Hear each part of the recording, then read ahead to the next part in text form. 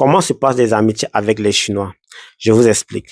Premièrement, les Chinois ne sont pas ces personnes-là qui font des amitiés inutiles. Donc, sachez que si vous êtes ami avec un Chinois, généralement, la plupart des Chinois aiment des amis qui doivent les apporter quelque chose de plus dans leur vie.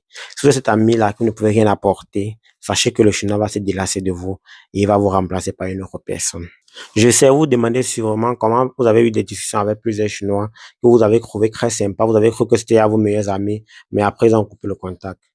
C'est très simple. C'est parce qu'ils ont constaté que vous n'apportez rien de plus à leur vie. Et généralement, pour les Chinois, le temps est très précieux. Donc, que de perdre ce temps-là à papoter avec vous inutilement, ils préfèrent utiliser ce temps-là pour travailler et pouvoir avoir plus d'argent.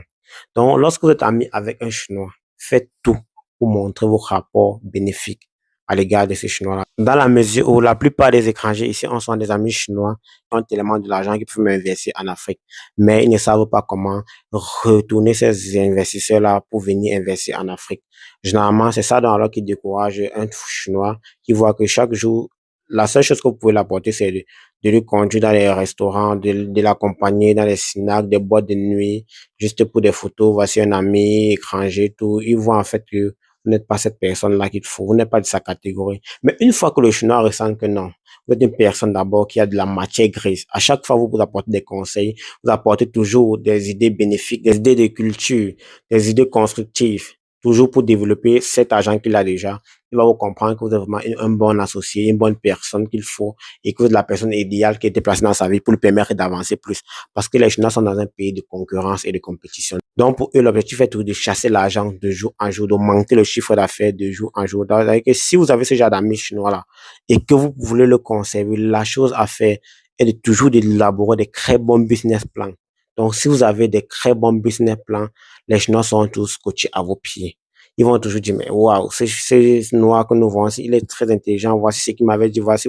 Et lorsque vous vous lancez dans les premiers business, faites tout pour que ça marche. Et lorsque ça va marcher, le Chinois serait prêt à investir tout son argent à l'intérieur pour les prochains. Parce qu'il serait convaincu que vous êtes la personne et qui maîtrise assez, et que vous maîtrisez vraiment ce que vous faites. Vous vous demandez certainement comment tous ces Chinois font pour arriver en Afrique. C'est très drôle et étonnant même.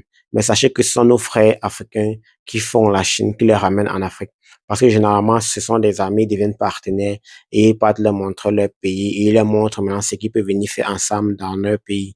C'est pourquoi vous allez voir aujourd'hui, il y a beaucoup d'usines et beaucoup d'entreprises chinoises en Afrique. Je veux remercier ces grands frères-là qui ont su développer ce côté-là et faire aussi bénéficier l'Afrique. Donc, à toi aussi, jeune qui est aujourd'hui en Chine, sache que le chinois n'est pas juste cet ami-là qu'il faut t'amener au snack ou dans les restaurants manger. Fais tout aussi pour rentabiliser à partir de